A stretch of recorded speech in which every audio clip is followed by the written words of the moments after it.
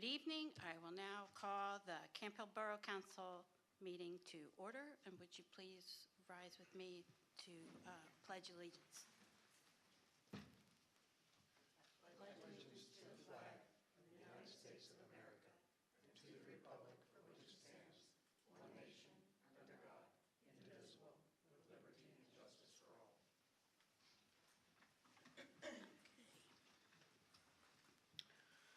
Sarah, will you call the roll, please?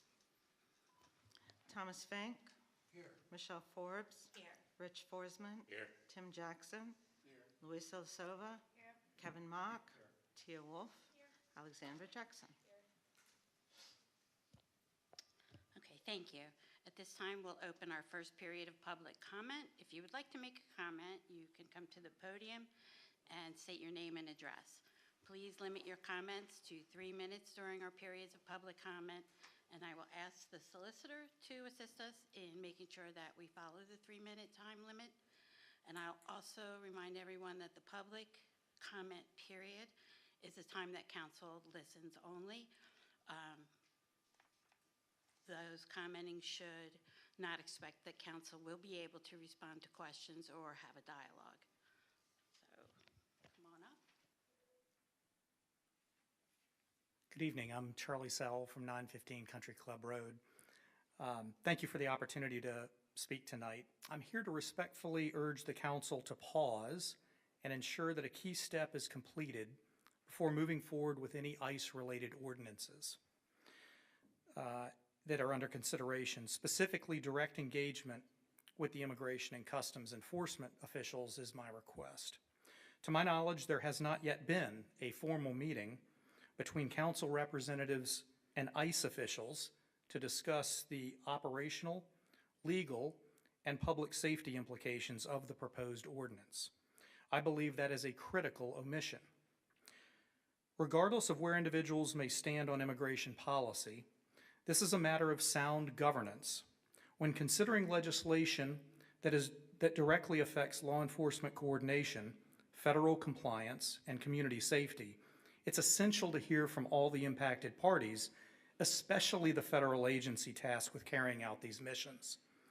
Meeting with ICE would provide council with a factual understanding of how operations are conducted within our region, clarification on what cooperation actually looks like in practice, insight into potential unintended consequences of restricting coordination, and an opportunity to ask questions directly rather than relying on secondhand interpretations or media reports or advocacy materials. This is not about endorsing or opposing ICE. It's about making an informed decision based on complete information. As elected officials, you have an obligation to ensure that any ordinance is grounded in facts, legal realities, and a full understanding of its impact on public safety, federal relationships, and the borough's exposure to risk. I respectfully request that council schedule and conduct a meeting with ICE officials prior to advancing this ordinance further and allow those insights to inform your deliberations. Thank you.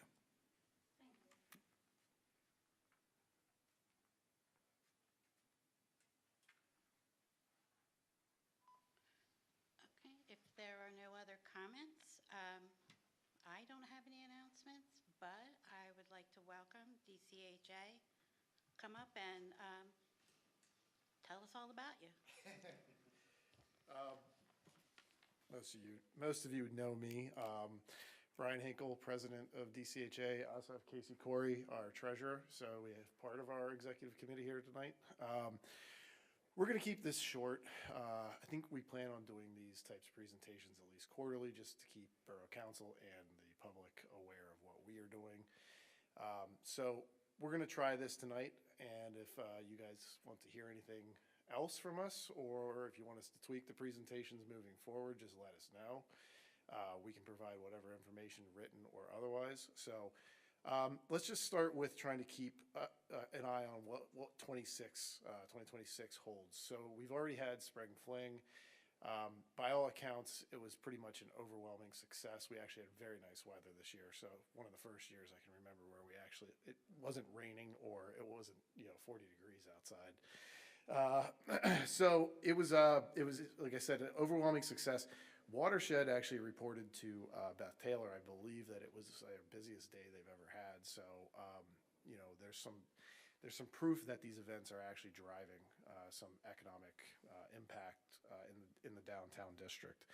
So, moving ahead the rest of the year, we've got plein air art walk. We actually moved that from May until June. Again, that was a weather-based decision, just so everybody knows. I think every year except one, it has rained for plein air. So I think the artists and everybody else are pretty happy about that. We are going to be moving part of the organization side of it. Instead of having it down by the park, 24th Street, we're actually going to move it to the other end of the borough or the downtown area at the Neighbors and Smith building. There's an empty space in there that we can use for art exhibits. I think there's going to be a paint by number thing that's going to be going on there also. We should have more information for you prior to that if you'd like. Harvest Stop is October 17th. That is basically the same timing. We are going to be working, I believe, as of today, I found out, with Cumberland County Commission on Women. They want to kind of do a dual event with us. I think they're going to be reaching out to the borough either today or tomorrow about using some space over here to hold like a symposium at roughly the same time that Harvest Stop is going on, so that we can have cross promotion of the event to their people and our people that are on our various mailing lists. That is above my pay grade. I'm not the social media expert here. So Candy Cane Walk is again in November. That'll be November 22nd. Market on Market's been pretty good. We've had really strong attendance so far. We had 1,000 attendees the first Tuesday, which was last Tuesday. This past Tuesday was about 900. 35 vendors, and we're currently working on some additional sponsorships for that to try to grow that program. Little update on Tony Conti and my project, 2211 Market, which is the old dissolved, the Masonic Lodge. Just to go on the record, there was some talk, I believe, on the social media about whether this project was moving forward or not, and some speculation that it was not.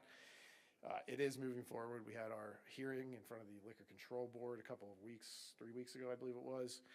Went well by all accounts, so we should hear back from them on whether or not we get a license probably mid-July is what we're told, 90 days basically. So we are still waiting on additional information about state funding on that project, but if we had a liquor license, it'll be a go either way. We would just like to have the funding to really build the project out and do it right. So that's happening. Yesterday, some of you were present for this. We had a walk through the downtown with House Majority Whip Schlossberg and our state representative Nate Davidson. I thought it went really well. I was only there for a little while.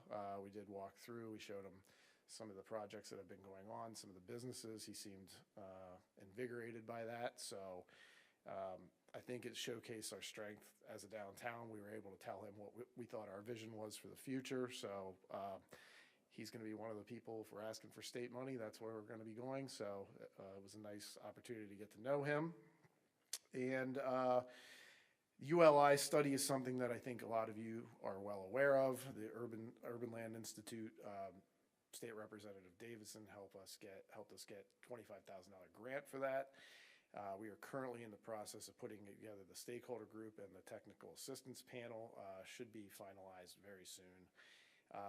Late June, I think 23rd, 24th-ish of June, we're going to be having all of the meetings, the panel discussions, the breakouts, everything else, and we expect to have a report by August or September, which we will obviously share with you all as soon as we have it. But you know, that's pretty much all I have. Just wanted to express our we really appreciate the partnership with the borough. We really look forward to moving forward and kind of becoming something more than just events, kind of going after what our actual purpose was, is to help reinvigorate the downtown and the community, and bring the community around the downtown. So that's what we'll be looking forward to doing, and we'll be giving you guys some more, hopefully better updates the next time around. Hopefully we have a liquor license, and our first restaurant here in Camp Hill that has a liquor license in a very long time. So any questions?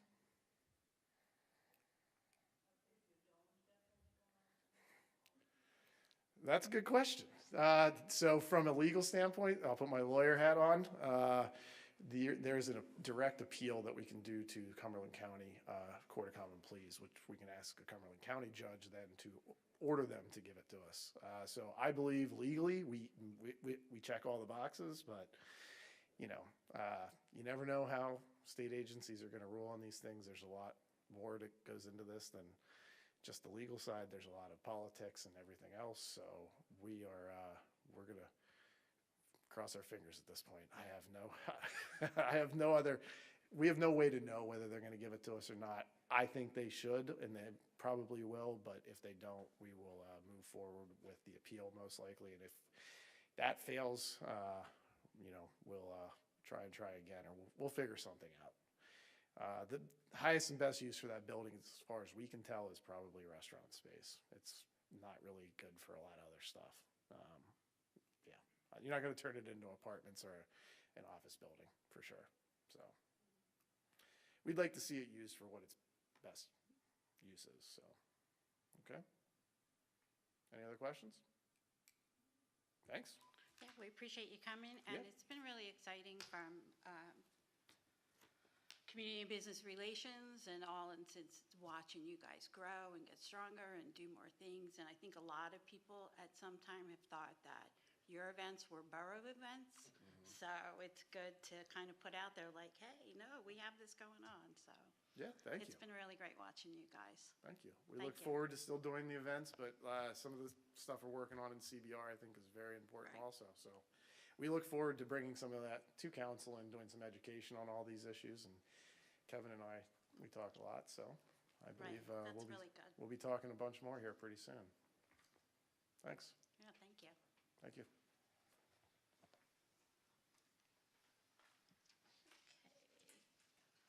Sarah, would you like to give the manager's report? Thank you. Good evening.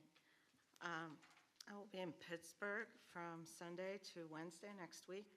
I'll be attending the annual conference for the Association for Pennsylvania Municipal Management. At the conference, I will assist in presenting a new 3-year strategic plan for the organization. I helped to serve on the Strategic Planning Committee. I will also be, I expect, unless they all change their minds, I'll be appointed as first vice president of the organization in anticipation of serving as president from May 2027 through May 2028. I'm also participating in the establishment of a new Pennsylvania chapter of Women Leading Government. This is a growing and dynamic organization, and I'm excited to be a part of the leadership team. I joined many council members at the annual municipal breakfast hosted by Frederickson Library in April. The group discussed the variety of services offered by the library, and then they opened the floor for municipal leaders to talk about their community's activities. I do appreciate this opportunity to get to know our neighbors better. I think the others who were there agreed, and learn about the challenges that we are all facing. We have a lot in common. On April 25th, our Shade Tree Commission hosted its first ever tree planting event in honor of Arbor Day. The group coordinated with school district staff to plant a red beauty holly in the high school courtyard. The tree was sponsored by Bartlett Tree Experts with a discount offered by Highland Gardens. Shade Tree Commissioners Pat Bauman and Kevin Chase led the planting with support from Colton and Commissioner Josh Levitsky. This was a terrific event initiated by the commission. Our MS4 training, our staff participated in our annual stormwater training as required by our MS4 permit. This training is particularly important for public works staff who maintain the storm sewer system directly, but is also relevant to all staff who might encounter spills or handle complaints. Our staff receives more educational credit for our presentation of Stormfest, and our preparations for that event to be held on July 29th this year are well underway. And that's my report. All right, thank you, Sarah. Mark, can we have the mayor's report, please? Yes, you may. Thank you. The police chief is out of town, just to let you know, at his son's retirement ceremony from the Air Force. So, yeah. Police report for April, the officers responded to 1,258 calls for service, brings the yearly call total to 3,843. Our new officers continue to do very well. They're getting better and stronger and learning each day. I've had the opportunity on a bunch of fire calls to interact with them, and they are doing well. Back on April 24th, I believe it was, the borough and the school district held a Crossing Guard Appreciation Day to get together and show appreciation for everything that the crossing guards do. So thanks to the borough staff and council members that were there, and it was really nice to do that. Just a reminder, with the nicer weather and school's going to be out soon, I just urge motorists to be mindful of the increased pedestrian and cyclists out and about in town. And there is no change. These battery-powered scooters are still illegal.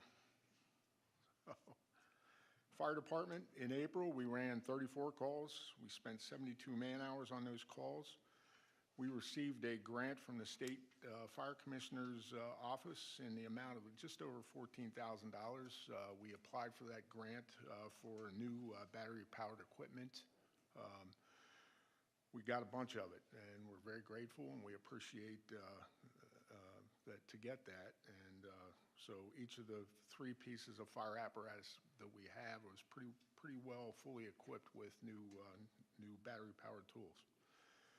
We continue our training, and it's almost going to come to an end at the former Gannett Fleming buildings over in East Pennsboro Township.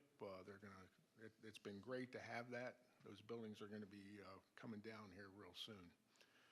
And the radio system, the new radio system, is working extremely well. There's no issues that I'm aware of. So that we were skeptical, but we were proved wrong.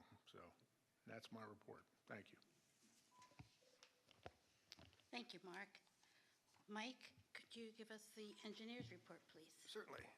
3 things to report on this month and 1 requested action item. First up is the curb ramp project, which is the combined 2025 and 2026 curb ramp project. You'll remember that we bundled those into a single contract. That work is progressing. The contractor's working in the area of Frederickson Library. I think today they were working on forming the ones at 17th and Walnut. They did another pour late last week, which was actually the day after my report came out. So they're chugging along. We don't have a pay application in the packet for this month, but we received it today, so we expect to have it for next month. The paving project for 2026, we opened bids on April the 13th. We got 3 bids from all good contractors, and all of the bids were in order. Our lowest bidder was Pensy Supply, who is a well-known contractor, and they do municipal paving projects all the time, so no concerns working with Pensy. The bid had a base bid and it had an alternate. The alternate was 20th Street between High and Market. That allows us some flexibility in awarding the bid and fitting it into the budget. The base bid, as you see in my report, was $339,274.51. The bid alternate was $75,331 even, for a total price, if we award the alternate, of $414,605.51. And there's supporting documentation in my report if you're interested. That's a little bit beyond the budget. If we were to award the alternate, I think the budget number for this year was $400,000. So the Public Works Committee had discussed some different options to try and move some money around from other projects so that we could award the full project. And I think the consensus was that there would be an opportunity to do that. The other issue at stake with the 2026 paving project is the work that's ongoing by Pennsylvania American Water, specifically in High Street. And obviously, we don't want to pave the road and have the water company dig it up again.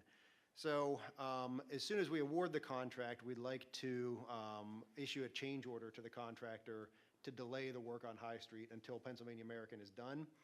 I'm sure they won't do that for free because they'll have to mobilize a second time, bring equipment back out to the site. But there's probably an offset, which is maybe the same or more than that delay cost, because Pennsylvania American will owe us some amount of money for their paving restoration. So we still have to work all those numbers out. I don't know what they are today, but I should have them for next month. But that would be our plan, is to, if we award the entire project, then immediately ask the contractor to delay High Street. We work out the value with Pennsylvania American and see what the offset is, and then bring that to you next month. Any questions on that? I know that one's a little complicated. Mike, you were gonna bring another change order for HIG cost? Would be a reduction? We will for the curb ramp projects. Because we didn't have to bid 2 projects, we're going to offer to reduce our cost, which we are currently under contract to bid 2. We only had to bid 1. So that one is coming in June? Yeah, that one will come to the Public Works Committee first, Okay. and which is, what, next Thursday? Yes. And then we'll come to council with it in June. But it'll be a cost reduction because we didn't have as much work we had to do. The last item in my report is for the Lennox Street walkway.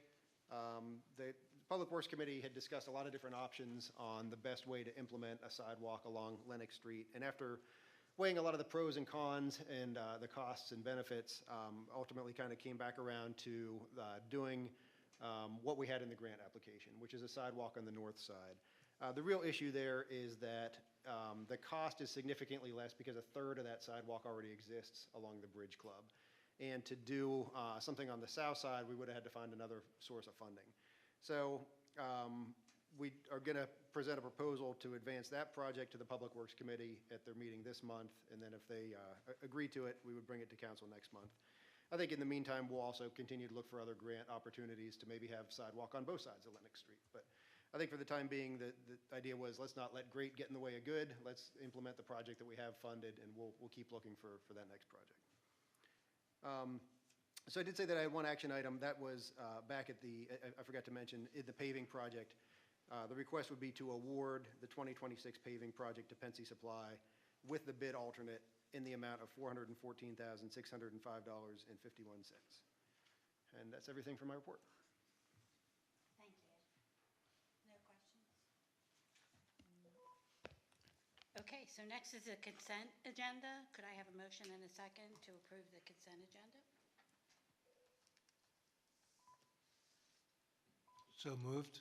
Second. Thank you. Tom moves. Kevin seconds. Any discussion? All in favor? Aye. Any opposed? Okay, that motion carries, and we will now proceed with our reports for commissions and liaisons. Do I have committees on there? Public safety. Tim, could you start us off, please? Yeah, so the public safety met Thursday, April 23rd at 4:30. Continuing conversation around Country Club Hills and the issue of speeding. So there was a speed study that was completed. There's a second one that's also scheduled, both of which will be reported to the committee so that we can take a look at those results and determine whether further steps are needed. So that's an ongoing project. Secondarily, in case folks weren't aware, there was a fire on Page Street, started in the basement. Unfortunately, one firefighter went to the hospital and was released. And this was a fairly significant call in the sense that there were 5 or 6 companies who responded. Next, we talked a little bit about a new software platform that the department's using that's used to track each incident, call, and for training purposes. We also talked a little bit about just our continuing conversation around fire and the future of fire departments, volunteer specifically. And so we will be continuing to have conversations around obtaining a study that we can use to assess our needs and determine where we go from there. And if you recall, the conversation really is around whether or not we collaborate or combine services with other municipalities. And so that's what we'll be taking a look at. Next, we also talked a little bit about the junior firefighters, and then the recruitment effort. So one of the things that we do in committee is bring increasingly the school district in and have a conversation about what we can do to support one another. And one of those things, of course, is to collaborate around the recruitment of high school folks in order to bolster their numbers. And so we're looking at the fall for some announcements and some activities to drive those numbers. And then lastly, we talked a little bit about Vision Zero. And the committee, probably a few months ago now, the conversation was in terms of the resources, the expense, and everything associated with Vision Zero. And we've talked about it here in council, I think, a couple of times. And basically, it's a sentiment, I'll call it a policy, that there are no acceptable deaths or injuries as related to automobiles. And so I had the opportunity to sit with Carlisle Borough and the council person who, I would say, heads that up. It's been in place for a number of years. And we walked a couple of the streets. And I think, and I'll cover this in public safety, I think our approach of including that in the comprehensive plan is the right one. I will say that I don't think that a separate Vision Zero policy is right for the borough, which I'll go through in committee and my observations for further discussion. That's my report. Any questions for Tim? All right, let's move on to Public Works with Louisa.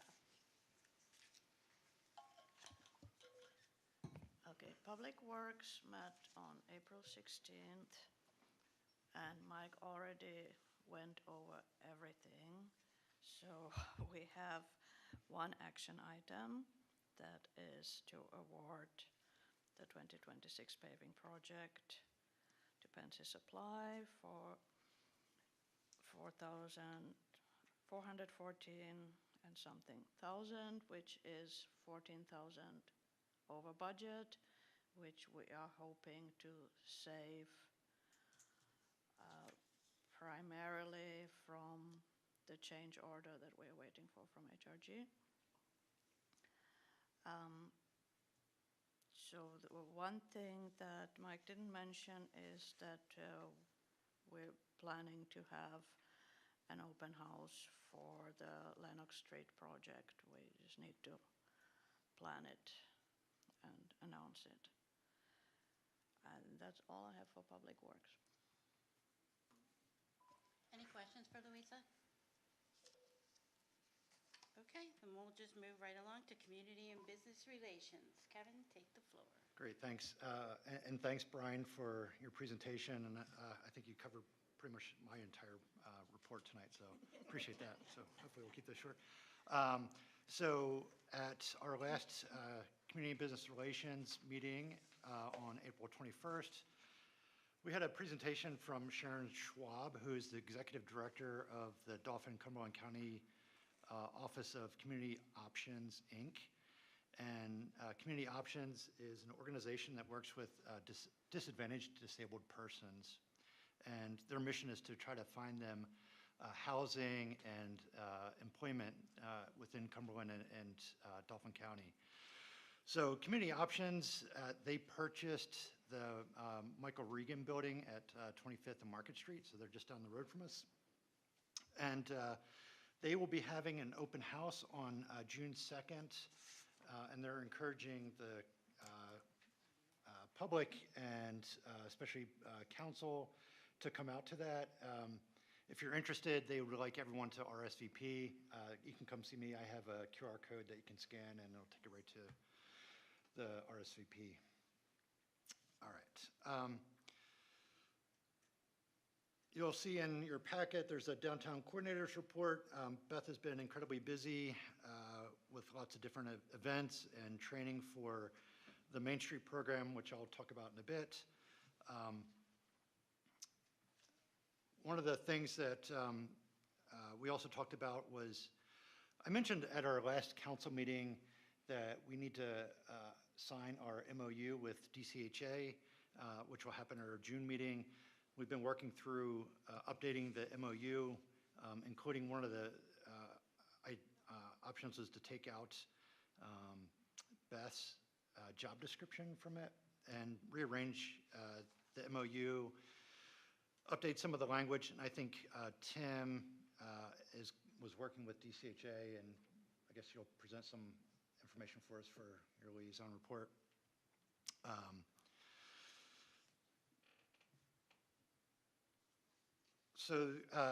For the Main Street program, we spent some time talking about the Main Street America program that I mentioned earlier. Beth has been doing some training. So Beth and Heather Eister, who's on the board with DCHA, went to Carlisle. So Carlisle actually just submitted their application for Main Street America program, but they also had 2 full-time staff persons on their nonprofit. It took them 6 to 7 months to complete their application. It was over 300 pages long, so it's a very intensive effort to go through this process. So we will see how that shakes out. In the interim, Beth will continue to do training and see where we go, continue to meet with Pennsylvania Downtown Center, and so forth. The comprehensive plan, I think, is still in purgatory. We still do not have funding for it, even though we were supposed to get an announcement back in April, and we're almost halfway through May now, so who knows? Next, I'm going to go visit. Okay, so we'll talk about that again at our next CBR meeting. One of the really interesting things that happened at our CBR meeting, and it actually precipitated at our planning and zoning meeting, and I'm not sure if Tom is going to mention this, but we had a suggestion at planning and zoning how to advertise and become more transparent when we're passing ordinance and resolutions. So state law tells us that we have to advertise in a newspaper of general circulation, which is the Carlisle Sentinel, that nobody actually reads. Nobody reads the paper copy anymore, and that's typically where you'll see the advertisements. There's been legislation introduced to try to change that so it can just be on websites. It hasn't really gone anywhere. So one of the suggestions that was made is how can we better be transparent and advertise our pending ordinance and resolutions. And so what we came up with is to prominently display it on our website. So if you go onto the Camp Hill website, go down about halfway and you'll see it right in the middle. So all the resolutions and ordinances that are coming before council will be there for everybody to see. So as soon as they come out they get passed by planning and zoning, presumably they will go onto our website. So everybody will have a chance to review them ahead of time. Awesome. Yeah, it actually is really nice. Brian mentioned some of the events that are coming up. So Market on Market is doing really well. 35 vendors. One of the really nice things is we have a food truck space. We've had a food truck space in the past, but I think now they're trying to cycle through different food trucks. So for example, this week there was a Amish soft pretzel company, which is really nice. We have the Kite Festival coming up on Sunday, May 17th. Who does the Kite Festival? So it's still a community event, right? I mean, everybody gets taken on somebody's report, so you just have to. You took some of mine, It's all and you good. go to hers. We'll just all pass it around. Everyone's going to take some of somebody. So every Thursday night is game night here in Prosser Hall, and Friday. Every other Friday. Every Oh, other boy. Friday. Thanks for that. And then our next meeting is next Tuesday. And I think that's all I have. Thanks. Any questions for Kevin? You want to do stormwater? No. Okay, Tia, do you have anything left for Parks and Rec? Believe it or not, we do. It's really busy over in Parks and Rec. So the committee met on May 4th at 1 o'clock. You will notice in your packet we have a slew of things for your consideration that are not just sign requests. We are diversifying here. So first is a request from the Camp Hill Student Council to paint a mural in the Seabrook Park underpass.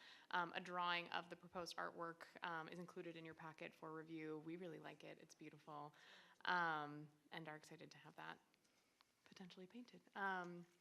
We also have a request from Frederickson Library for a family pool pass membership for their summer reading program, which I will talk about a little bit more in the library liaison update.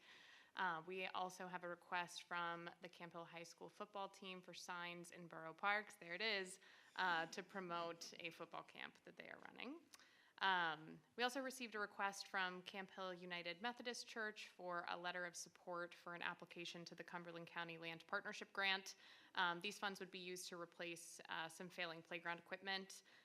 That playground is across from Fiala Field, and it is available to community use whenever the preschool is not in session. So this grant would be benefiting everybody in the community, even though it would be going to Camp Hill United Methodist Church. We also have a request from Heidi McDonald, so if I'm pronouncing Appa incorrectly, please forgive me. This is for a tree in Seabrook Park in honor of her father, Armand Appa. Mr. Appa was very active in the Camp Hill community. He served as a Little League coach for many years, and he took full advantage of the joy that Seabrook Park has to offer us. And he would share that with his friends and family frequently, so it would mean a lot to them to be able to plant a tree in his honor. Lastly, we have for your consideration to accept a donation of outdoor AED equipment and a case for that from the Aliver Foundation. This would be for Fiala Field. So it is available to the community. The case keeps it kind of locked up. You approach it. If you're in an emergency, you call 911. They will give you the code to then get into the case and be able to use. As part of accepting that donation, the Aliver Foundation has requested a community event that we will be having on July 10th at 5:30 p.m. to educate the community on CPR and how to use the AED. Council representatives will be there, as well as Camp Hill EMS and Fire. So if you'd like to learn more about how to utilize that machine or CPR, please consider attending. A couple of pool updates. One, the Snack Shack staff have all been hired, and that's all the hiring. So bless you, Audrey, for taking care of all that, and I'm glad that that season has wrapped for you. The pool will open starting May 23rd through Memorial Day. Then it will reopen the weekend of May 30th at 1 o'clock due to graduation, and then May 31st at 12. Then it'll be closed for a little bit just because of school in session, and a lot of the folks we have on staff are also teachers, et cetera. So we will be able to reopen again for the summer starting June 6th. There are still passes available on the website for those who would like to purchase. Upcoming events, breaking news, Kite Festival is on Sunday from 1 to 4 p.m. at Fiala Field. Everyone is welcome to come and make a kite or fly their own kite. There will also be food for sale at the event. We also have the Memorial Day Parade coming up and subsequent events on Memorial Day starting at 9:30 a.m. You guys will be there. Some of us will be there passing out candy. Not Tom. Sorry. But you'll miss Tom.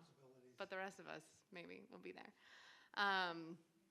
So we'll have the parade, and then we do want to remind folks that please watch the parade from the sidewalk or the curb and don't go into the street so that we can keep everybody safe. And then there will be post-parade activities at Willow Park. Lastly, the 26th annual Box Lunch Review is kicking off on June 12th. This will be at Willow Park from 11:30 to 1, and then the full schedule can be found on the website. The committee will meet again June 1st at 1 p.m. And that is the report. Any questions for Tia? All right, thank you very much. And That's for the library. Don't you worry. I got blueberries coming your way. she didn't forget. Okay, planning and zoning, Tom, take it away. Okay, I'm one. In your packet is a report from Colton. He responded to 140 calls and complaints, sent 359 emails, and issued 82 building, zoning, dumpster, stormwater, and shade tree permits, as well as inspecting 27 rental units. I thought you said 32 million emails. And I'm like, No, darn, not that yet. guy is busy. Probably feels like that. 359 emails. But he was very busy with sidewalks and curbs as well, but that's quieting down a bit. Another busy group was the Planning and Zoning Committee that met April 17th, and we covered a lot of things, and I saved the best for last. The committee approved the codification adoption ordinance, which also has been reviewed by the Planning Commission and is now being recommended to council tonight for approval.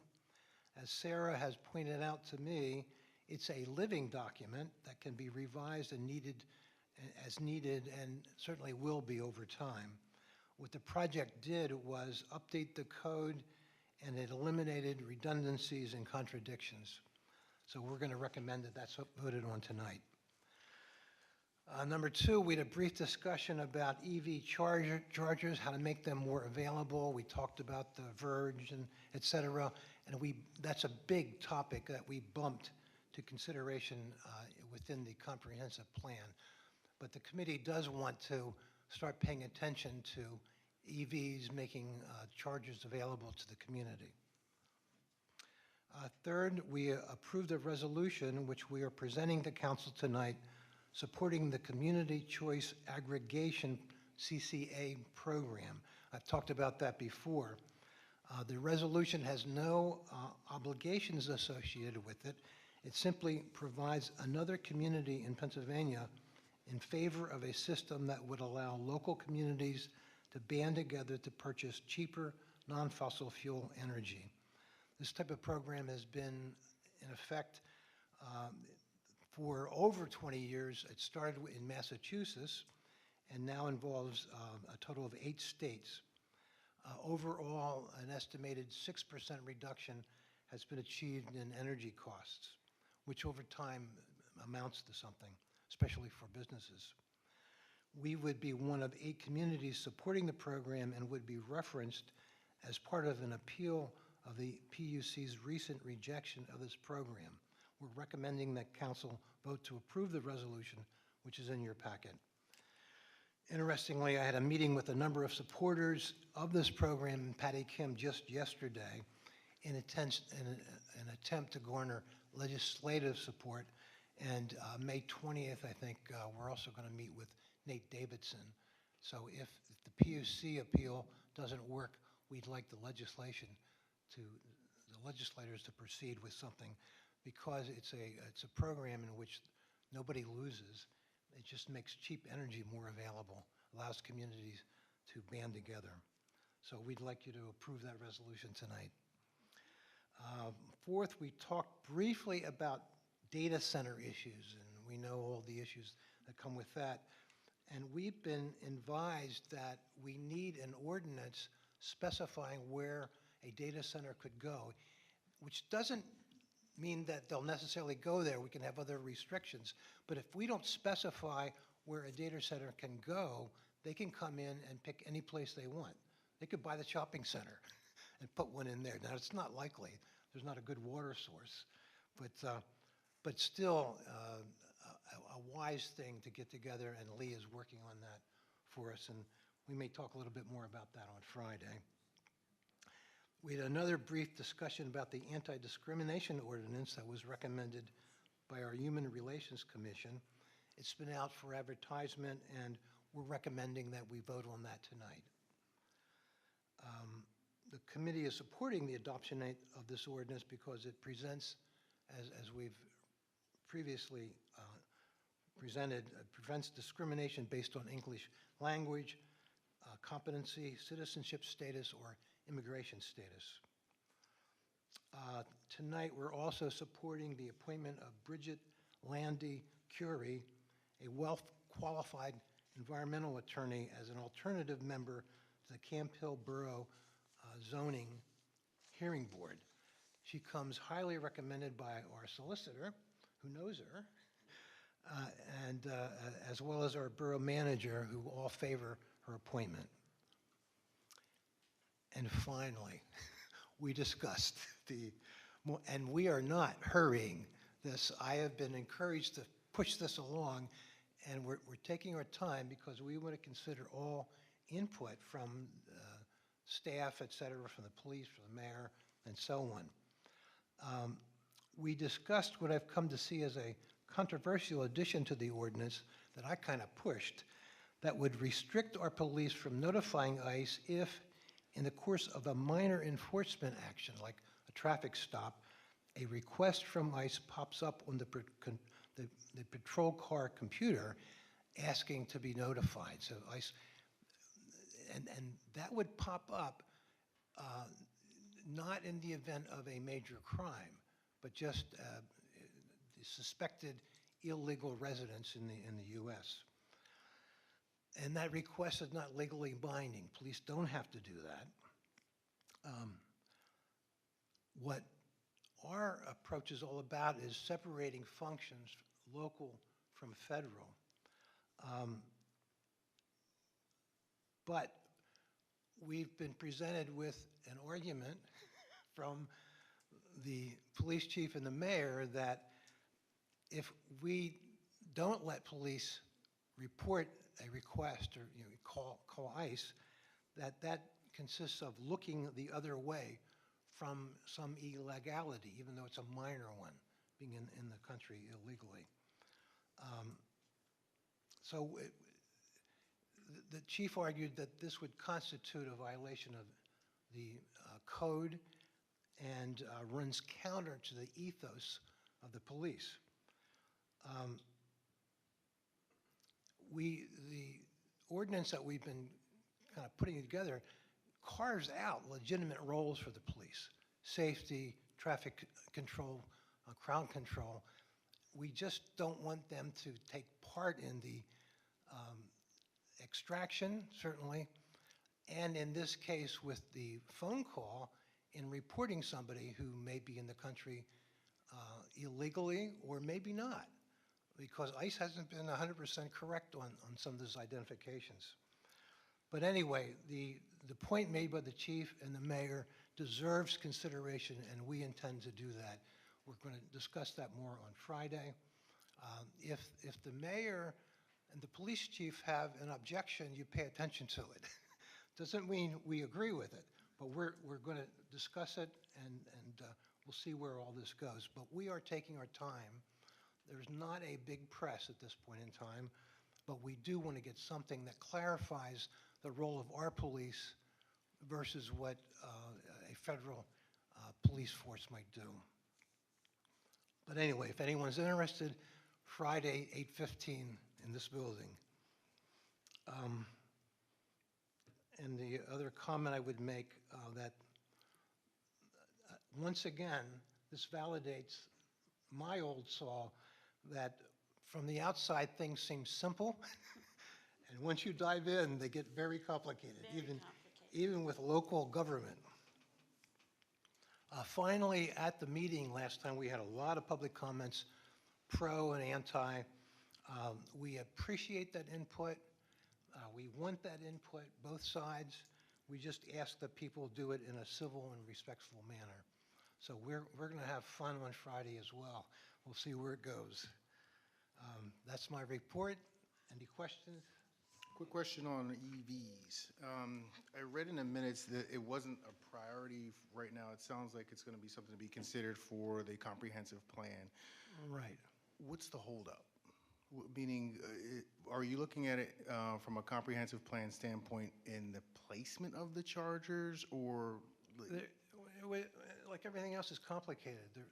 We just got some information about how you can install chargers on light poles, and should we allow people to put chargers on the verge?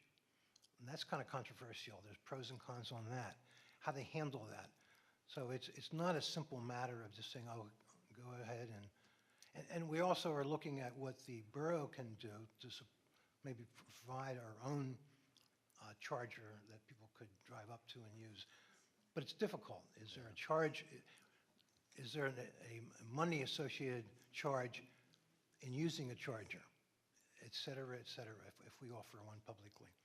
So it's not as simple as just opening a door. But it's my understanding that you're more discussing EV chargers that would be in the right-of-way or like close, not if I want to put one on my garage, then Oh, you're- that's not. absolutely. Right, Yeah, so it's yeah. more the ones that, EV chargers in the Verge, in our right-of-way, and the bigger issue about maybe public accessibility for chargers that we might want to support. So it's kind of complicated. Gotcha. So in a month or two, I don't think we can piece it together. But we really want to do a comprehensive look at this, especially with the energy problems that everybody's running into now. Right. We're going to have more EVs on the road and so on.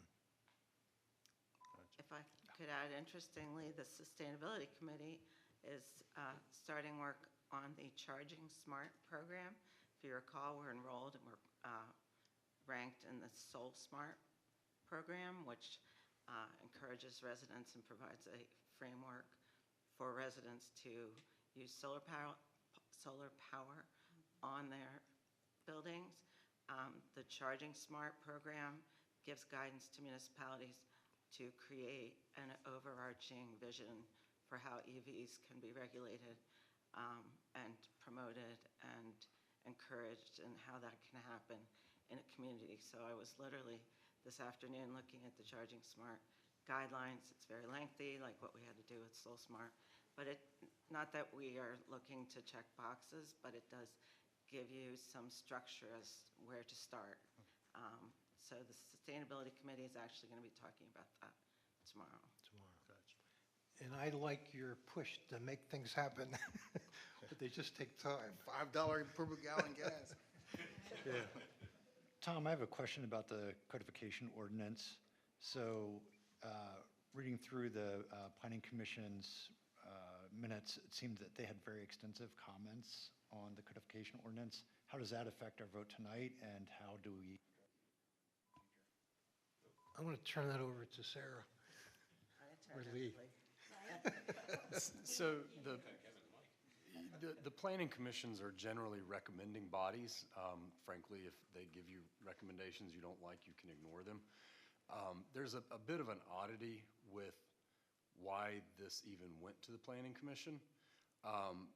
Because the codification does include a number of minor modifications to the subdivision land development ordinance and the zoning ordinance, it had to go to the planning commissions. But I think the planning commission's comments went beyond the scope of their sort of realm with respect to the MPC and the SALDO and zoning.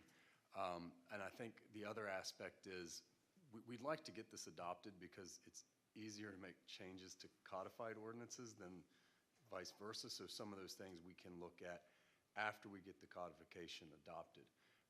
Additionally, because it did involve a codification with zoning and SALDO revisions, at the outset of the second public comment, we'll have a very brief public hearing to comply with the MPC requirements, the planning code requirements for zoning and SALDO. So had we not made those minor changes, we wouldn't have had to send it to Cumberland County or Camp Hill Planning Commissions, but because we did, I think they kind of looked at everything for us. Yeah, and maybe I have an ulterior motive for my question. So I'm wondering if a lot of this can be addressed in the comprehensive plan, like everything else that we're talking about? Because we will have zoning changes anyway, I suspect, so. Correct, and that's one of the difficult things with comprehensive plans and zoning and subdivision land development. Generally speaking, your zoning has to comport with your comprehensive plan. Right. But you can amend your comprehensive plan when you amend zoning to make sure it does. So there's always a chicken and the egg scenario with which comes first. But to the extent our comp plan does suggest modifications to zoning, subdivision, land development, we'll likely need additional revisions at that point. So I do expect to have additional ordinance revisions based on the comprehensive plan once that's complete. And there's additional time for the Planning Commission to participate in the conversation because they will be critically involved in the development of the comprehensive plan. That's a role that the Planning Commission members take. So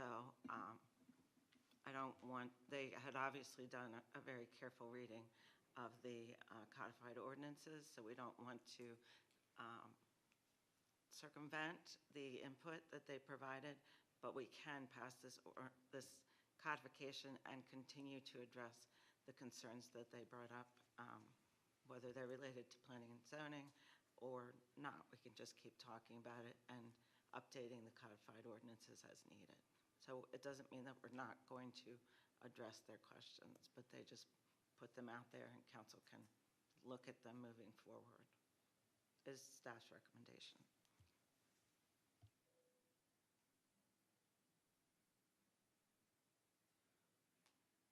Okay. So, any questions for Tom? Did we ask that, or would we all ask them? Are we enforcing time limits on you? All right, I'm we done. will. You're done. Okay. Meeting Friday at 8:15. Thank you. Thank you for your report, really. And Rich, Admin and Finance. All right, my turn. Admin and Finance met on April 27th. The biggest item for review was our annual audit for 2025 with Boyer and Ritter. The borough did receive the highest level audit opinion available with no material findings or concerns identified. They also specifically commended borough staff for their organization and cooperation throughout the audit, so thanks Natalie and Sarah for making this smooth. We also reviewed the current financial reporting through April and discussed some longer-term budget topics, including procurement and some of our longstanding agreements with the borough, but we had to skim past that in order to get to the meat of the discussion, which was the police pension ordinance amendment that came up. Apparently, during negotiations last year, we had reduced the pension obligation for our police officers, and in doing so, we should have enacted an ordinance at that time to reflect that, but since we didn't, we're correcting that, and I'm asking for advertisement of an ordinance to amend the police pension plan. Rich, can you be specific what exactly the changes are? So I believe the original contribution was 5%, and we reduced it to 3.5% after negotiation. And from there, we should have enacted or put in an ordinance just to reflect that, but since we didn't, we're correcting that now. And that's pretty much it. Oh, and we did discuss something interesting that came up with our new office assistant.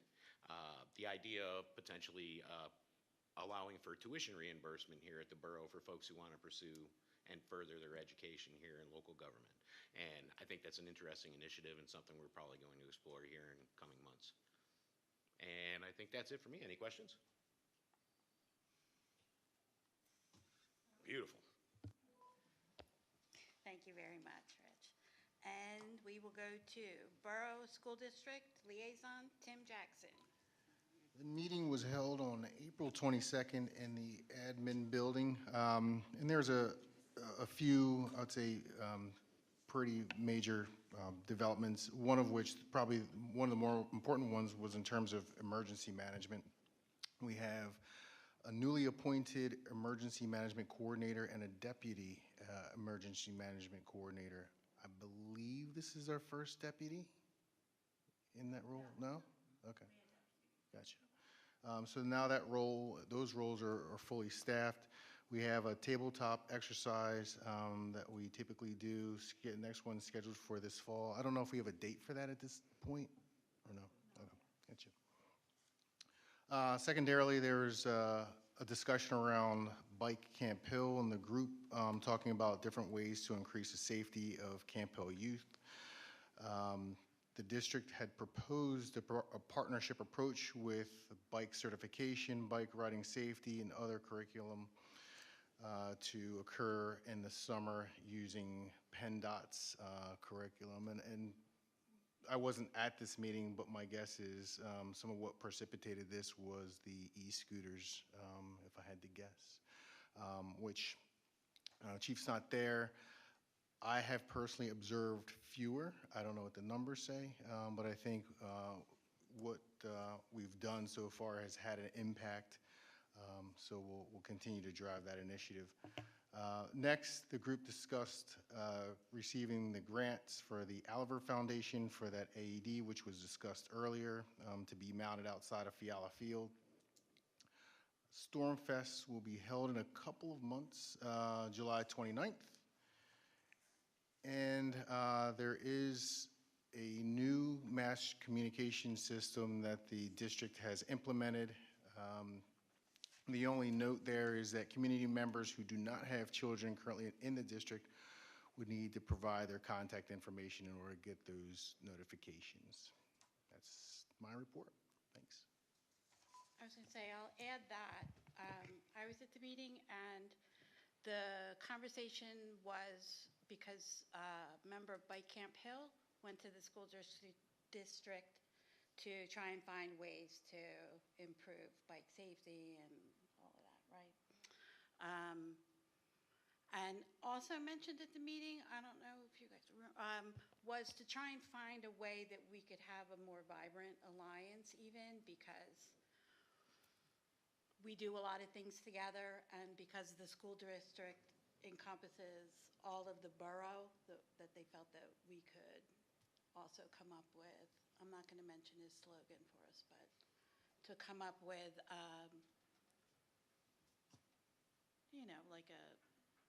to show the community that we work together.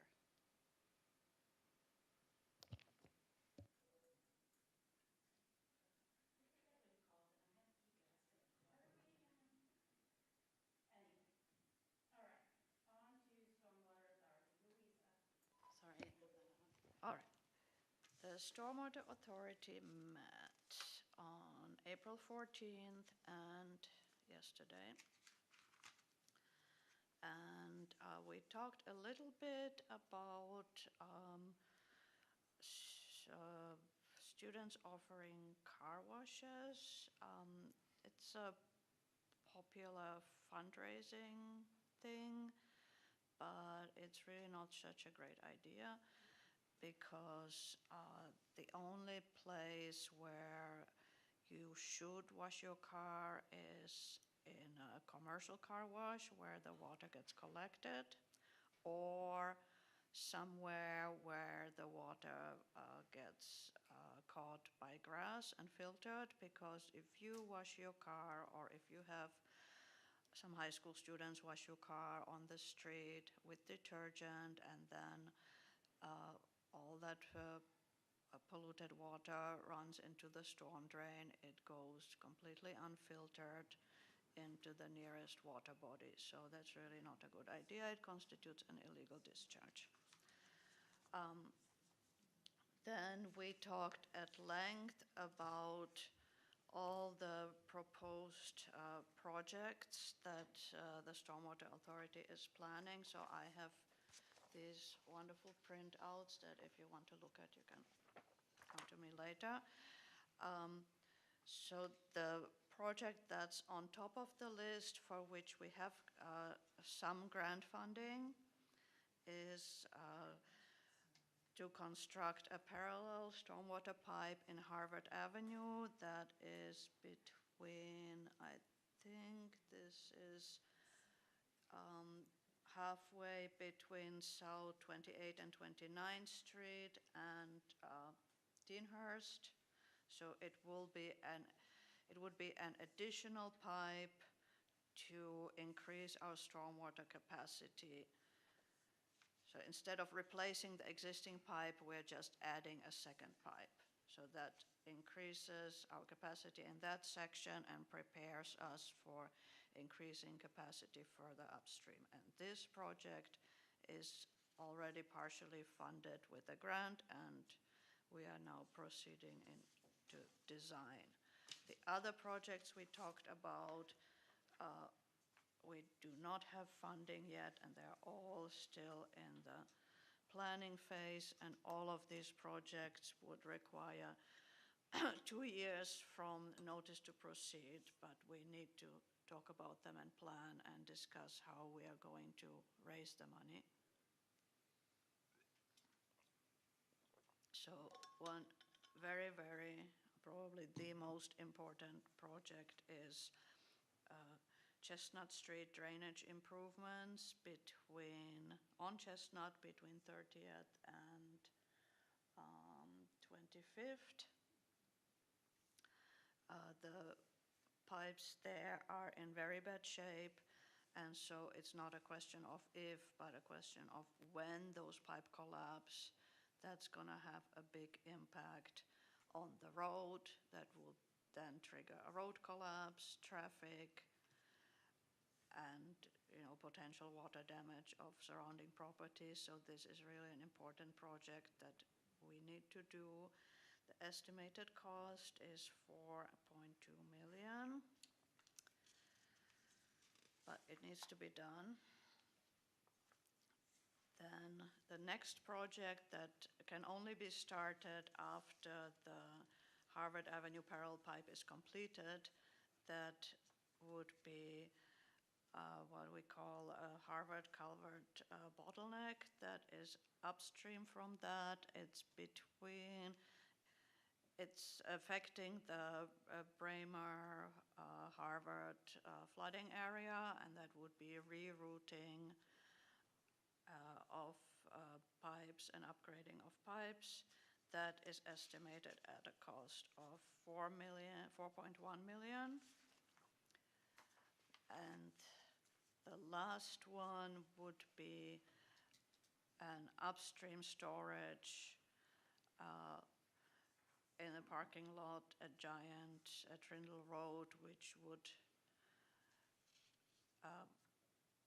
help alleviate flooding in the Braemar and Harvard area, but this one is estimated to cost 6.8 million, so that's a lot of money. And another small project that is unrelated to the other area but is also important, it's Creek Road drainage improvements. That's Creek Road, it's a Creek Road, what do you call that?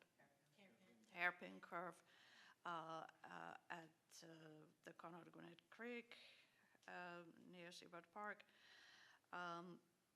which creates a lot of problems in the winter when the water ices on the road. So that is estimated at only $325,000.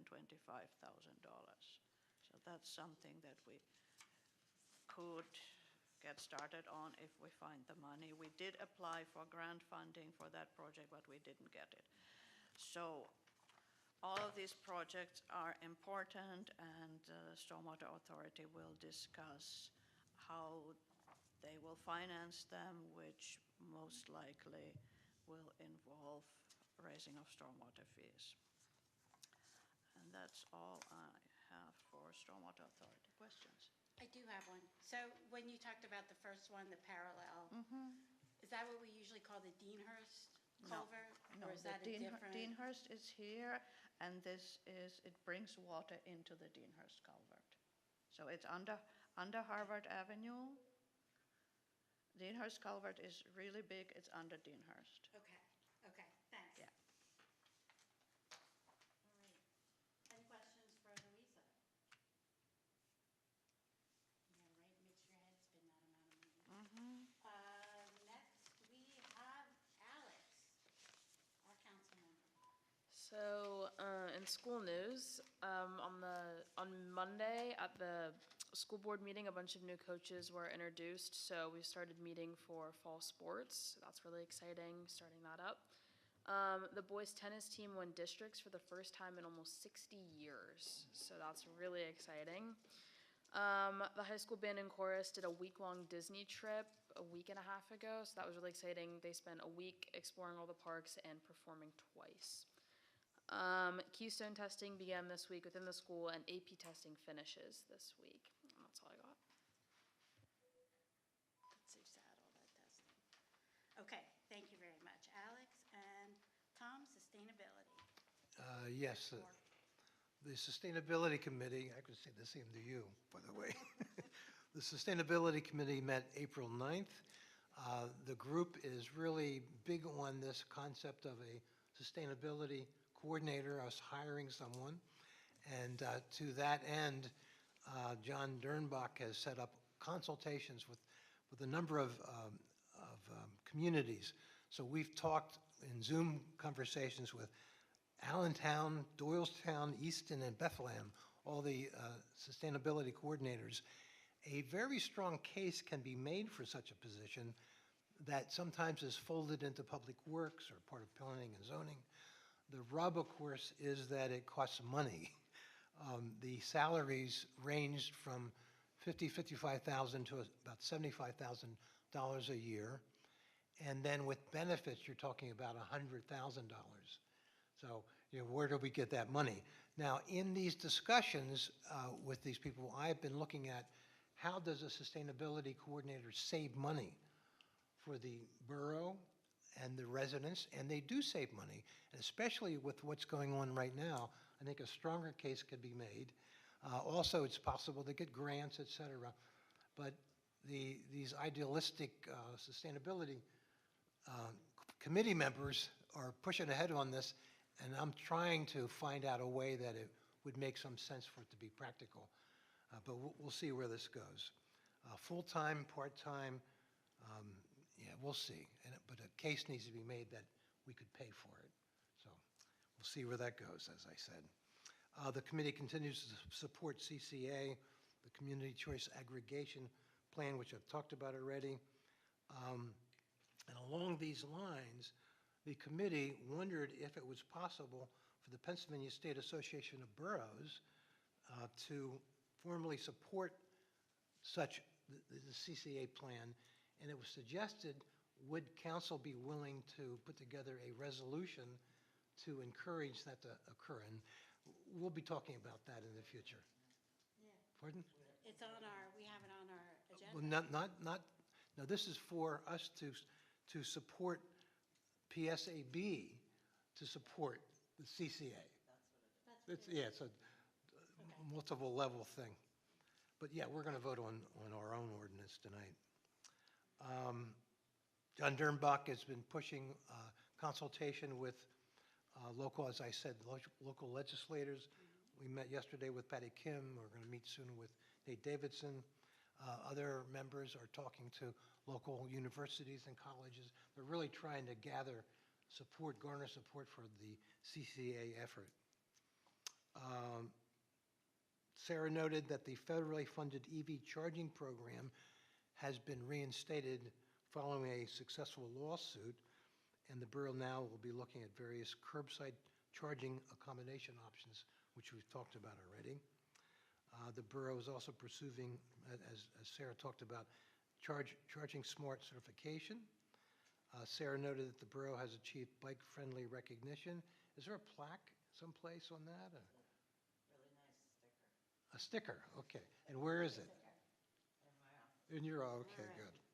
There is a plaque on Market Street between 12th. Yeah, it's down by like 12th and when you what- come in. When you Okay. come in Cool. from the morning. All right, good. And that was it. The next meeting is tomorrow, March 14th at 1 p.m. So if anyone wants, May 14th, I'm sorry. At 1 p.m., if anyone wants to join, you're welcome. Thank you. Okay, next, Downtown Camp Hill Association Liaison, Tim. All right. So the meeting was held yesterday at 4 p.m. right here in the Borough Building. And I'd say overall, my role as liaison is really to recommend ways, means, and methods where we can continue our partnership in a renewed way. I think part of that is exhibited, and I appreciate the members, the officers here that are here tonight to talk through not only what they're doing right now, but then ongoing, because we use acronyms like LRTA, and we talk a lot about parking and different things, but there are larger meanings to all this stuff.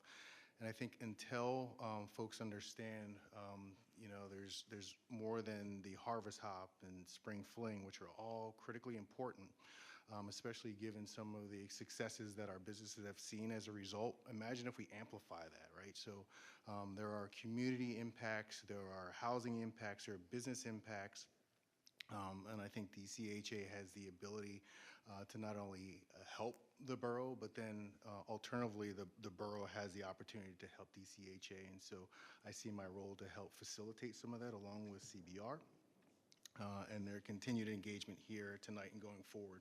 Having said that, there was a question asked about the coordinator role, and that was a brief conversation that we had yesterday.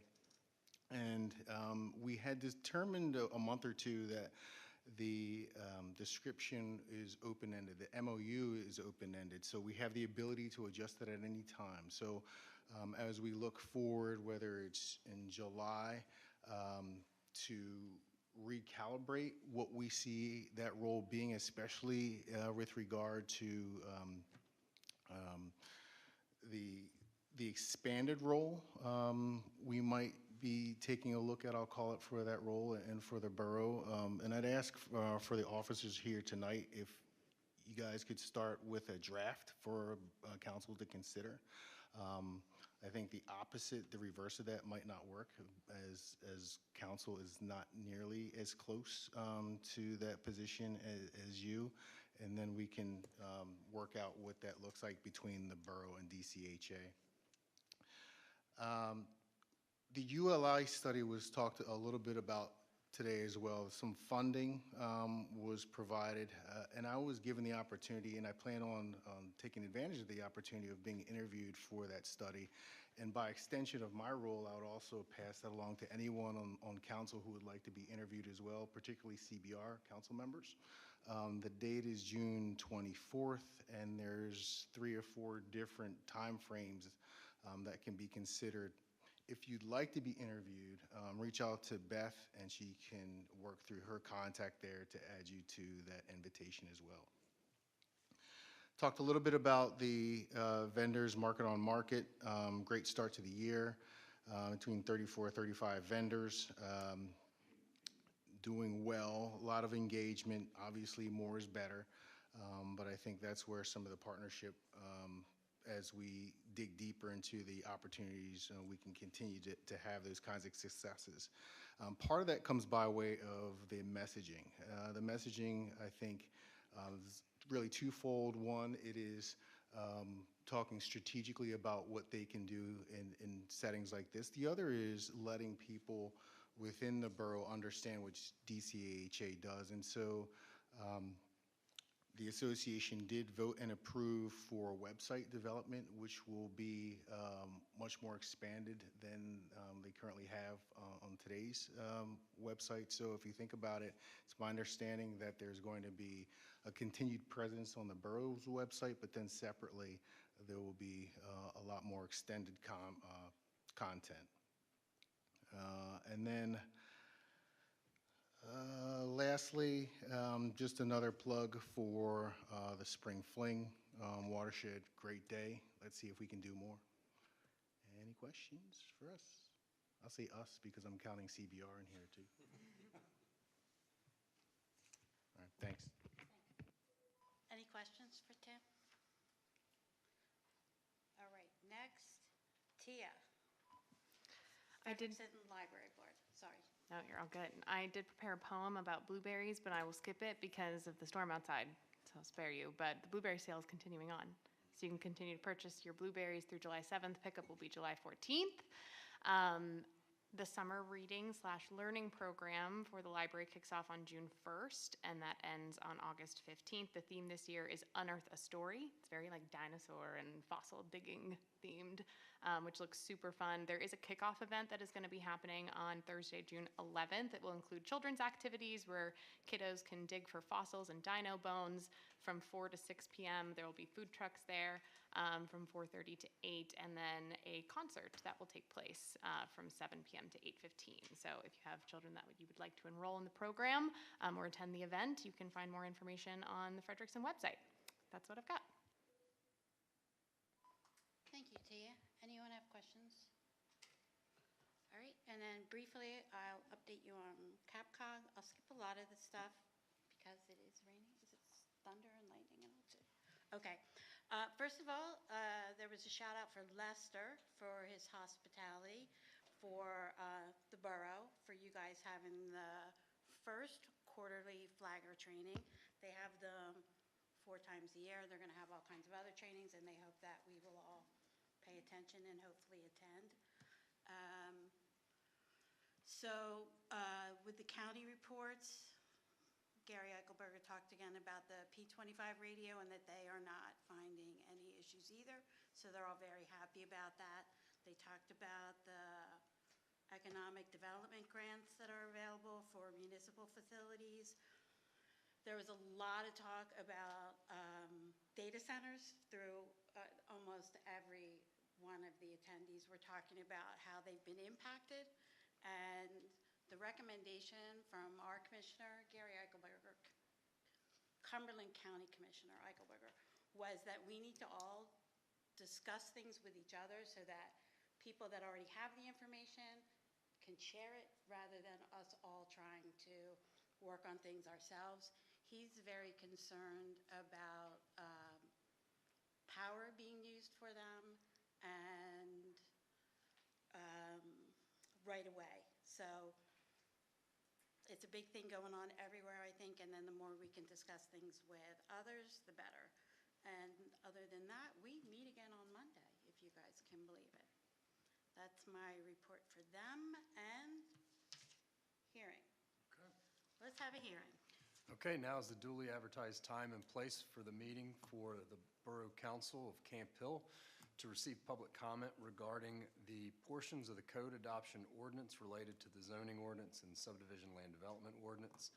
As I mentioned, as part of the codification process, there were a number of minor modifications to both the subdivision and land development chapter of the code as well as the zoning code.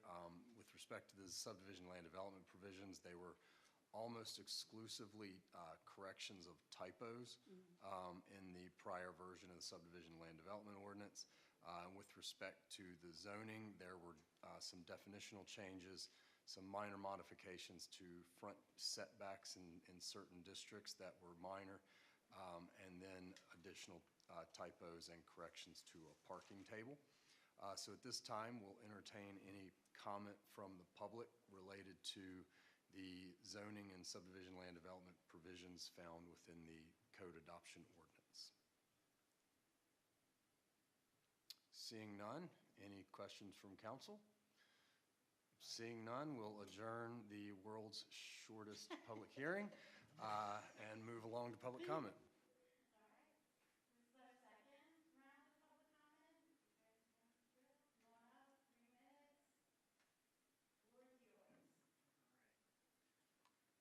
Hi, Charlie Sowell from 915 Country Club Road.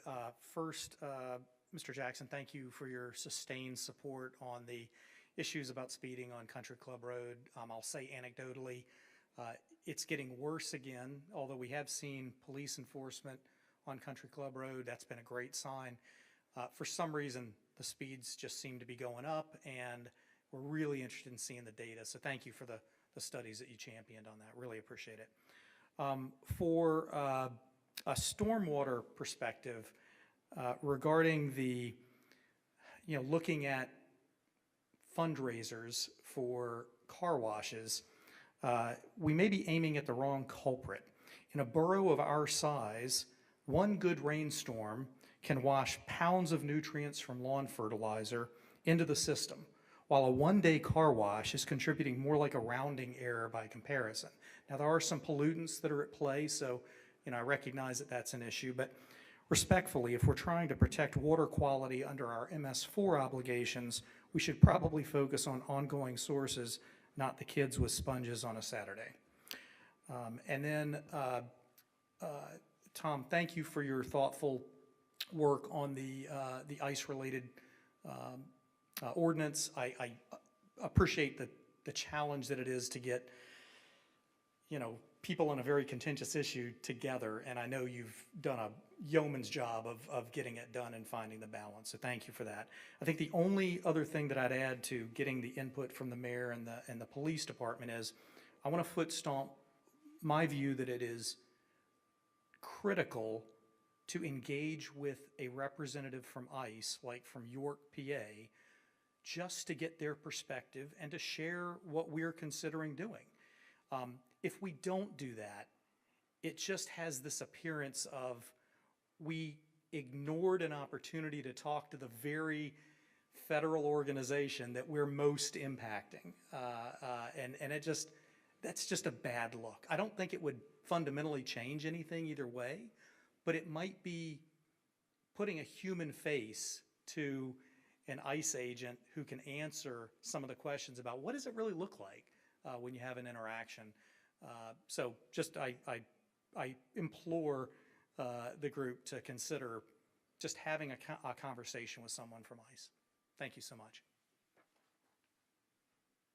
All right, thank you very much. Okay, let's move on to our action items. Do I have a motion and a second to award the 2026 paving project to Pensy Supply, Inc. in the amount of $414,605.51, pending provision of insurance and bonds? So moved. Second. All right, Louisa moves, Rich seconds. Is there any discussion? All in favor, say aye. Aye. Any opposed? Okay, that motion carries. Do I have a motion and a second to approve the request from the Camp Hill Student Council to paint a mural in the Seabird Park underpass? Second, Tia? Okay. Tim moves, Tia seconds. Is there any discussion? All right. All in favor? Aye. Any opposed? Okay, that motion carries. Do I have a motion and a second to approve the request from Frederickson Library for a resident rate family pool membership for the summer reading program? Second. All right, Tia moves, Rich seconds. Is there any discussion? All in favor? Aye. Any opposed? Okay, that motion carries. Do I have a motion and a second to approve the request from Camp Hill High School football team to post signs in borough parks for a football camp? Who second? Kevin? All right, Tia moves. Kevin seconds. Is there any discussion? All in favor? Aye. Any opposed? Okay, the motion carries. Do I have a motion and a second to approve the request from Camp Hill United Methodist Church Preschool for a letter of support for an application to the Cumberland County Land Partnership Grant?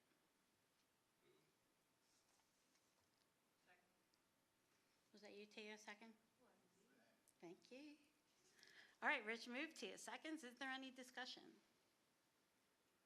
All in favor? Aye. Any opposed? Okay, that motion carries.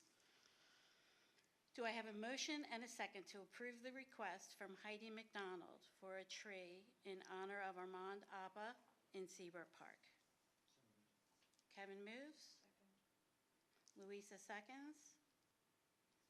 Is there any discussion? All right, all in favor? Aye. Any opposed? That motion carries. Do I have a motion and a second to accept a donation of outdoor AED equipment from the Aliver Foundation for Fiala Field?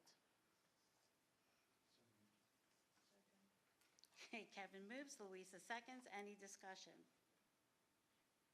All in favor? Aye. Any opposed? Do I have a motion and a second to adopt ordinance number 2026-02 to accept, enact, and adopt an ordinance codification? So moved. Thank you, Tom. Tom moves. Rich seconds. Is there any discussion? All in favor? Aye. Any opposed? That motion also carries. Do I have a motion and a second to adopt resolution number 2026-2, recommending support for community choice aggregation? So moved. All right, wait. I wrote that backwards. Tom moves, Kevin seconds. Is there any discussion? All in favor? Vote aye. Aye. Any opposed? Okay, that motion carries. Do I have a motion and a second to adopt ordinance number 2026-03, to amend the anti-discrimination ordinance number 2017-06. So moved. All right, I don't know who seconded that. I think I got it. You get it, Louisa? All right, Louisa She won. wants it. Tom moves, Louisa seconds. Is there any discussion? All in favor? Any opposed? Okay, that motion carries as well. Do I have a motion and a second to adopt resolution number 2026-03, appointing Bridget Landy Curry to the Campbell Borough Zoning Hearing Board as an alternate member? So moved. All right, Tom moves, Rich seconds. Is there any discussion? All in favor? Aye. Any opposed? Okay, that motion carries. And do I have a motion and a second to advertise an ordinance to amend the police pension plan? Rich moves, Second. Tom seconds. Is there any discussion? All in favor? Aye. Any opposed? Okay, that motion carries. And do I have a motion and a second to accept the 2025 Borough Audit? Tim moves, Rich seconds. Any discussion? All in favor? Aye. Any opposed? Okay, that motion carries. And we have reached our final period of public comment. If anyone would like to make a comment, come on up. I'm just being goofy. Sherry, we are limiting you to 3 minutes. Okay, it'll be very quick.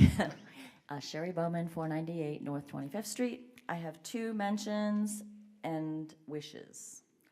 So first off, I'll mention, our Camp Hill Historical Society group is really awesome. So I had a chance to go to their meeting last week, and they had a guest speaker come in and talk about Native American peoples who used to live in our area. Super informative. I had no idea how much more we know about the Indians who lived here and the Native people. It goes back for thousands of years. So very fascinating. So keep your eye open for the Historical Society meetings because they're really nice. They usually have bring a sandwich and then they have a guest speaker. Secondarily, these game nights. So I just want to make mention of it since Kevin brought it up. We did them in March, April, and we extended it into May. So we're going to have our last one on May 22nd from 6 to 9. We get about 20 to 30 people, I'd say. We're going to take a break over the summer, but my hope is that, we can continue this in the fall because I just feel like it gives the community just one more way to get together. And then wishes. Okay, so we have a primary election coming up here on Tuesday. So I just really wanted to send some good luck to Rich and to Tom. They're running. They have some competitors that they're running against for the primary. So I just wanted to wish you guys well. Thank you for running. I think it's really important, especially for us, seeing people on Borough Council stepping it up a notch or extending themselves in another dimension. That just feels good to know that we have a lot of good leaders and a lot of potential for people to, offer their talents in different ways. So anyway, I guess just to remind everybody to vote Tuesday. Okay, so don't forget, come out, and good luck, you guys. And good luck to Sarah, too. I didn't know that you were, I guess you're kind of running for something. Good luck with, I hope they still appoint you. Yeah. Okay, yeah, thank you. Any other comments? I know it's like the voting machines are already back there, right? Any other comments? Right? How can you know? Okay. So thank you for your comments. And we will end with closing remarks by council. Rich, you're on. Yeah, I realized I forgot to talk about our next meeting for admin and finance, so I'll go ahead and mention that now. It's on May 29th, which is a Friday. We had to reschedule because Memorial Day would have been the day that we met. And then thanks to Brian and the rest of the DCHA folks for showing up tonight and giving us a little glimpse of what you guys are up to. I mean, I think public-private partnerships like that and the volunteer efforts that we have in our community are one of the things that makes Camp Hill such a special place. So I really appreciate your guys' efforts. Tom? I just think it's fascinating that we're a little microcosm dealing with these bigger national issues, but I certainly appreciate the willingness of all the parties to talk and share opinions and the way that we're doing it and staying friends and so on, because we're all Americans, we all have very similar values. So we'll see where things go. Thank you. Louisa?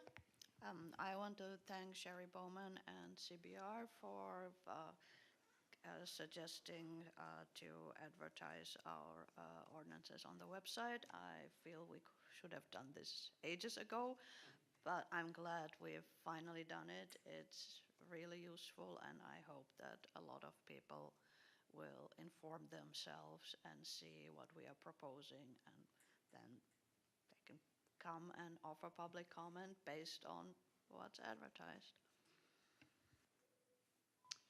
So I want to reiterate what Brian Hinkle mentioned earlier.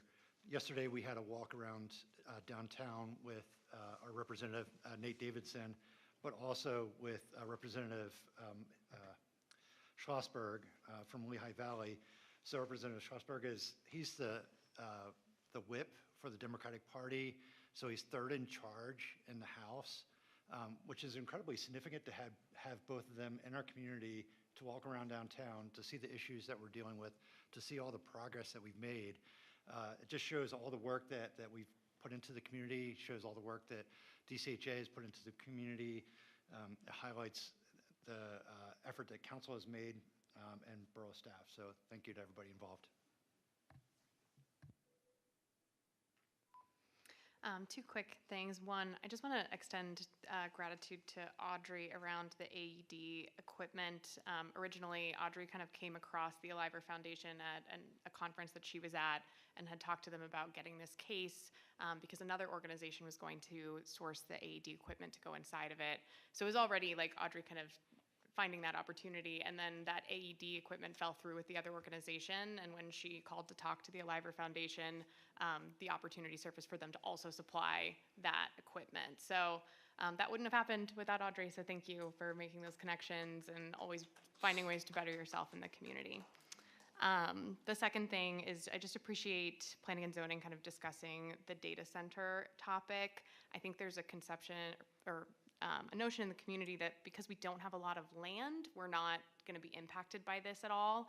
And that's just simply not the case. Like, there is the ability to put data centers in smaller spaces and existing infrastructure. So I've said before, I think good local governance is about being proactive. And so I think it's the right approach to be proactive about this as well. So appreciate you taking that up. And I have nothing further.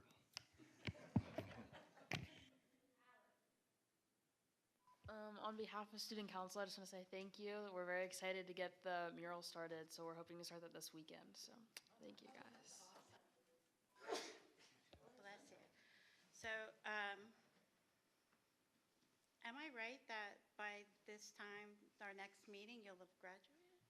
No, Or I'm do a you have junior. next year? Yeah, I have next year. Okay. Yeah. Because are there things going on that we should know about for graduation, and when is that? Graduation is May 30th. I think it starts at 10 a.m. at Seabrook Park. And the unique thing about Camp Hill is you don't need a ticket for graduation. You can just kind of walk in and watch if you want to. So. Oh, that's cool. Okay. I also want to say to Natalie, it was, as it was mentioned for our audit, it really was a point that, first of all, our staff kind of kept things going after we had an opening for finance. And then the way that you stepped in and just kept it all going and that's really an incredible achievement, and it's really appreciated. I think the fact that sometimes when we don't hear about things, that's good. And I also, as always, want to say, it's the people that comment that give us the ideas that we didn't realize were missing, And so things like Sherry coming in and saying, hey, can we? And we're like, oh, yeah, okay. So people keep coming, email, show up, whatever, talk to any of us when you see us, and we'll just keep working on making everything better. Thank you for coming, and I don't even hear any rain or thunder. Can I say one more thing? Oh, my gosh, yes. I didn't want to confuse matters before you pass the codification ordinance, because it is very confusing. I just want you guys to know that Colton and I have been working on that project for 2 years. You didn't hear about it because you don't need to know what happens until it comes out on the other side, and you don't have to see the sausage getting made. But it did take a tremendous amount of time, and I want to, Colton's off tonight, but I want to share my appreciation for him and the hours that he and I put in. These guys did a little bit of work. And they get the glory, and the company that we didn't do it by ourselves. We have a company called General Code who will now be generating a more user-friendly code that people will be able to see going on our website and look up ordinances in a more searchable format. So I think the public will now see the benefit of it, but thank you for getting that ordinance through tonight.